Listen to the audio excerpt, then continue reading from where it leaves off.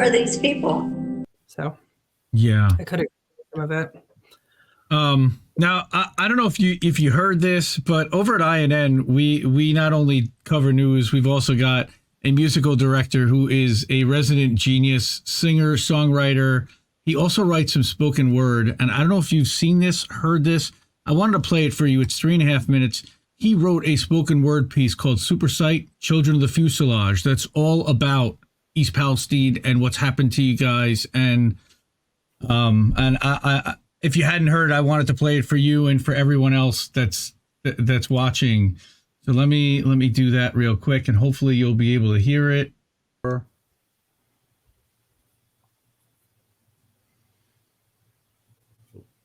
100,000 pounds of vinyl chloride burned into the air and in the water with your fluoride. Today we'll demonstrate the role that profit plays in cost-benefit analysis to find the worth of your lives. Mind you, we'll be grading on a curve that traces dead fish on the shoreline. Today the town of East Palestine will know the skies of wartime, wear the shoes of Palestine, and know the smell of war crimes. Their pets and livestock will be corpses for the war shrine. This is how you sanction all your farmland in the Fourth Reich. I'm honestly surprised that Pete addressed it in a fortnight. He praised the first responders, but ignored the looming morgue line. Like focus on the cavalry, ignore that every horse died. Never mind there's not a single cricket, bird, or horsefly, just triclops in the triage tent who expedite the four-eyed. Norfolk taking pages out the Northwoods, north side, add a dash of NORAD, plant a row of soil mines, give them lots of black skies and water bright with oil shine, and you can propagate the kind of crop that Gates will normalize. Save your time and give up ever going back to normal life. Norfolk cut its cost, and now this nation pays the morbid price. Norfolk waived the loss as purely human, so they rolled the dice, knowing Biden had their backs when workers tried to unionize, knowing all their lobbyists assure they won't be scrutinized, and knowing that the tiny little fine they might be hit with is a part of doing business when your business is to euthanize, to salt the earth, liquidate the brutalized, drench the plains in acid rain, and blame it all on rural minds. Tell them that's just what they get for voting red, and old Team Blue will fall in step and shake their heads and disconnect from humankind. They're never looking up, their fingers point to you and I.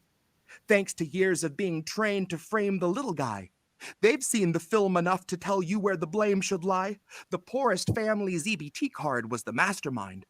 Those little houses won't concern the liberal passerby. They had their dose of NPR. The passive-voiced will cast aside your raspy breath and swollen eyes, your burning cough that won't subside, your cat that didn't last the night, that pall of death, that blackened sky, the harvest faced in 10 years' time that reaps the waste of wealthy crimes, a million-gallon deep decline through super sites and party lines, through hurried graves and leaded pipes, past poisoned slaves and slaughtered tribes, past forgotten treaties that we authored, then we compromised.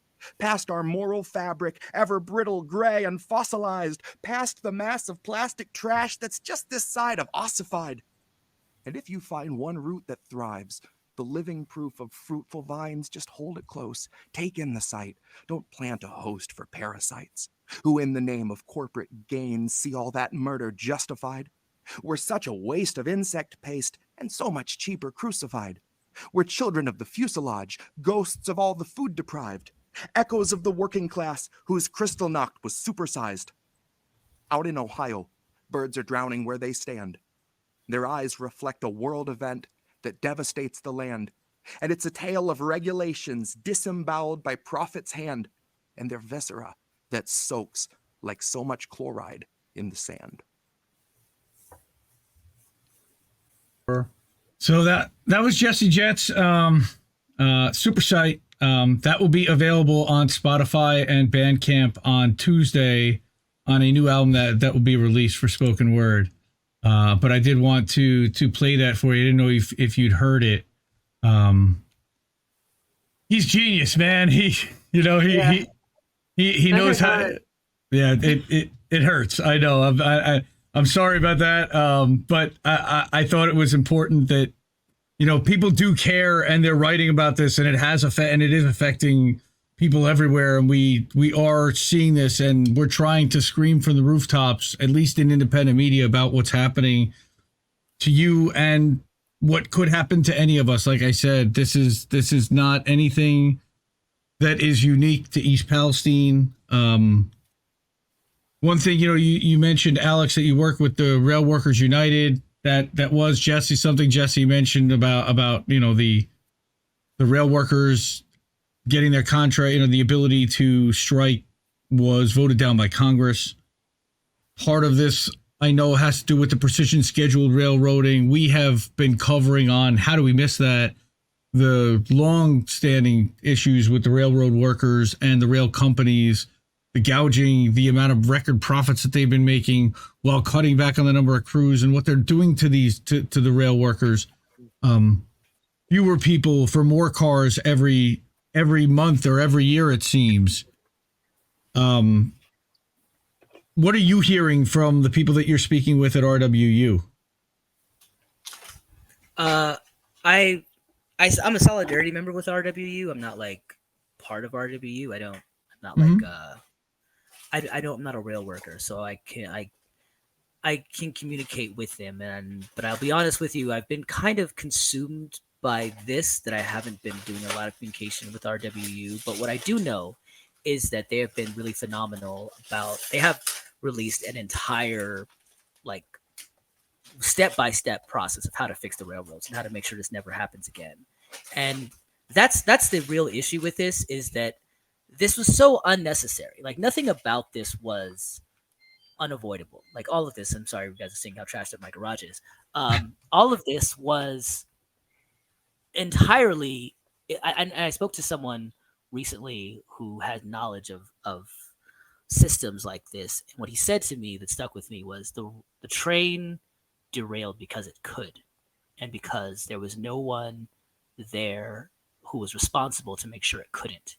And that's basically the summation of it. Is these trains are going to keep coming off their rails because we aren't dedicated as a society to make sure that they don't. And as long as we continue to allow these corporations to destroy our society and the ability of our planet and of our soil and our forest to support life, so that they can continue to reap more and more egregious profits just to concentrate them into the hands of a very small group of people. As long as we allow them to do that, they're going to keep doing it. And every way to cut cost is just a way for them to boost their profits, because they can't increase the amount of money they bring in. That is going to stay pretty constant.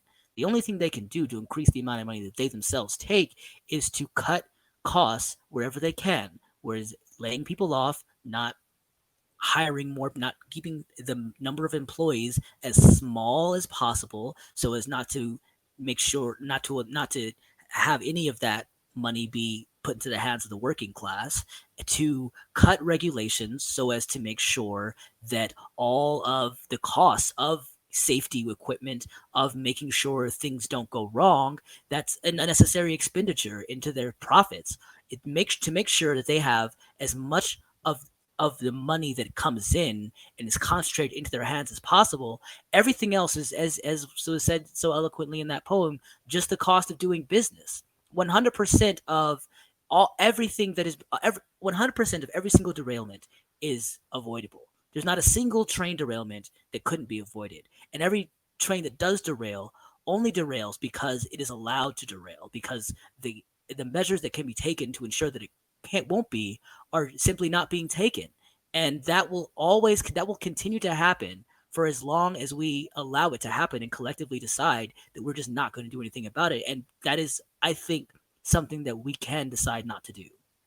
And who's responsible for the track itself? Because I know that there's that type of complication about, are the private rail companies also responsible for the tracks underneath them, or is that local municipalities, states with under federal funding? I'm not even sure, honestly, how that works, but I've been told that it more complicated than just the rail company paying to fix the actual rails itself, because that involves. Go ahead. No, go on. Yeah. I was going to say that it's actually not that complicated. The railroads are privately owned.